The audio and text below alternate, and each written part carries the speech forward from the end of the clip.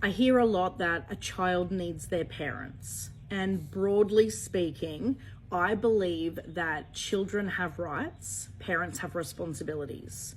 So a child needs a safe parent. They need somebody who is healthy and positive and caring and loving and respectful and can support their needs. And I don't believe that parents automatically have a right to care for those children or have those children just because of genetics, but they absolutely have a responsibility to the child to be the kind of parent that is going to be the best person for them and have their best interests at heart. And so a child should have safe parents, and it would be absolutely, so much better if those parents after separation could co-parent safely, respectfully, happily, with the children's best interests in mind. But we all know that that doesn't always happen. And so I grew up with a good dad.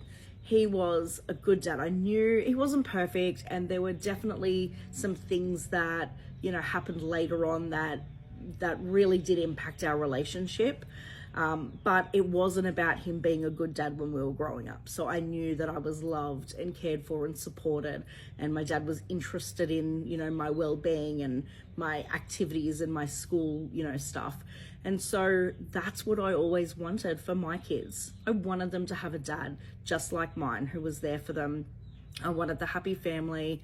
I wanted them to have that, and also vice versa. If you didn't grow up with a good dad, maybe that's all you ever wanted, was to be able to give your kids the dad that you always wished for or hoped for or wanted. So after we separated, after I escaped because he was just too unsafe for me to continue living with. He wasn't a good partner. He was abusive. He was violent. It wasn't about that I just wanted to leave and I wanted something better, or I just didn't love him anymore. He wasn't safe for me. He was actually harmful to me. And I wanted my kids to have a dad so bad that I actually stayed with him longer than what I should have, because I believed it would be in their best interests to have their dad. But kids don't just need a dad, they need a safe dad, and vice versa for mums too. But this is my personal experience that I'm sharing. So after we separated, there were times that he didn't see the kids because his mental health had declined, or his drug use had increased, or there was just, I felt unsafe. I didn't want to stop him, seeing his kids or speaking to them. I wanted them to have that relationship. And you know what? There were times that I desperately needed the break, and I either needed to just sleep or just catch my breath from the world, or I was studying at the time, so there might have been assignments that I really could have, used the extra time. But he wasn't the safe, healthy, positive dad that they needed, and I had to prioritize their safety. And so I became the bitch who was keeping his kids from him. And you know what? To start with, I so badly wanted to explain and defend myself and justify myself and, try to convince people that I did actually want them to have a relationship, but he wasn't in a good place. It wasn't in their best interests. And, even with a no contact, no approach AVO, I had an arrangement that he could call my phone from his mum's phone and the kids would answer it. That way, him and I didn't have to engage in any conversation. There was no risk to him breaching the AVO, but he could still maintain, a relationship or speak to the kids, when was, appropriate.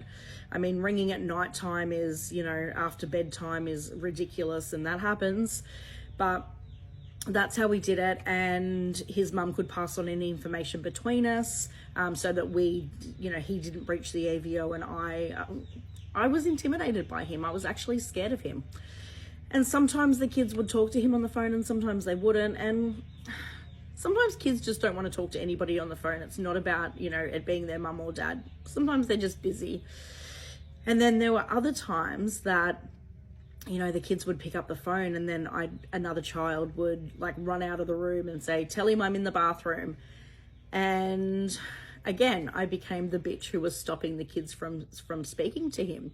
And I couldn't explain they're actually making that choice, because then it was just turned around onto me with, well, you're filling their heads, you're saying this and that about me.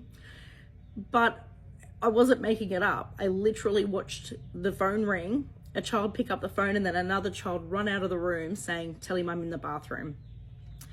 And one time my son did say to me after getting off the phone, I don't want to talk to dad anymore. And when I asked him why, he said he just wants to know about you. He doesn't ask how I am. He's asking who you're with and what you're doing and where you're going, and, you know, just wants to know everything about you. And so one weekend, I begged them to go. I had a work like training course one weekend up in Sydney. I needed someone to have the kids so I could finish the course, I could get my qualification, and I pretty much begged them to go. It was also because, I mean, he did tell people that I was stopping the kids from, you know, stopping the kids from seeing him. And I wanted so badly to prove that I wasn't, but I dropped them off for the weekend, and at the end of the weekend, I went to pick them up, and they all came out of the house and got into the car, and they were quiet. I knew something was wrong, and it took them a couple of days to be able to tell me that he had escalated while they were up there that weekend. Police were called, he was arrested, and they were just re-traumatized all over again. And so I was happy to become that bitch who was keeping his kids, because I didn't need to explain it or justify it to anybody else.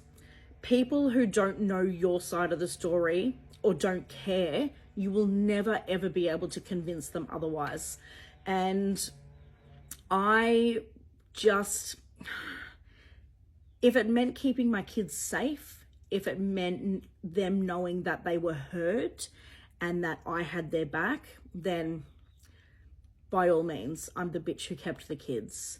Side note though, we didn't have any court orders. So despite telling everybody that I was keeping the kids from him and I was not letting him see them, he never initiated court proceedings. And later I would learn it's because it was never about them. I believe that he loved his kids, but the spending time with them, the wanting to see them, the being so, you know, forceful about that, it actually wasn't about them. It was about me. It was about the control that he had lost over me, trying to still monitor what I was doing or, you know, be a part of my world. And it was actually never about them. And so that's what I find wrong with family law court, is that we become so focused on the children's right to have a relationship with their parent, either mum or dad. But what about the children's right to safety? And then we tell children that they're allowed to have a voice. But then when they say, I don't want to go and see that parent, we blame the other parent for filling their heads or talking bad about them or calling them names or, you know, making it all up to keep them away.